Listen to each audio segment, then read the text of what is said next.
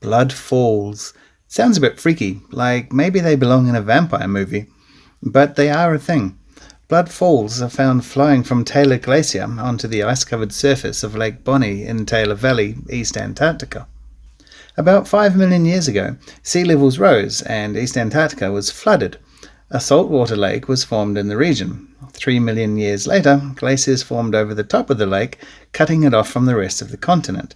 As the glaciers formed over the lake, the salinity of the lake underneath was increased, because when salt water freezes, the water freezes, but the salt is left behind.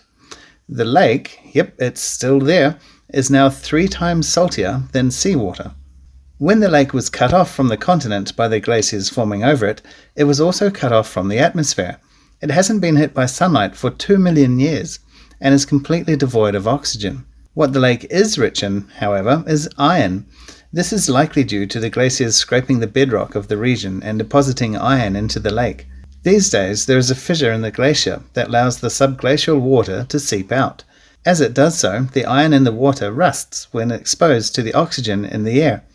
It is this which gives the falls their colour. No actual blood went into the making of Blood Falls. Whilst the colour of Blood Falls is pretty funky, it's explained with science. However, it all gets more interesting than that. When the lake was first frozen over 2 million years ago, there were microbes living in the water. They didn't go anywhere, and they didn't die out either. The subglacial lake has been completely cut off. No sunlight, no oxygen, extremely salty, buried beneath 400 meters of ice, and yet life found a way to continue. In a process similar to bacteria found living in deep-sea hydrothermal vents, the bacteria of the lake under Taylor Glacier survive on chemicals, namely sulfates, which contain oxygen. The iron in the water then interacts with the byproducts of this reaction to restore the sulfates, essentially recycling them for the microbes to break down to get at the oxygen over and over again.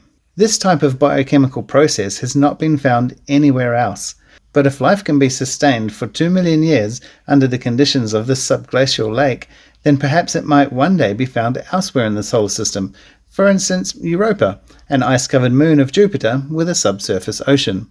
Now wouldn't that be cool? Well, that's the video done. If you liked it, brilliant. Hit the like button and leave me a comment too. Now you know what to do. Go hit that subscribe button. We'll see you next time.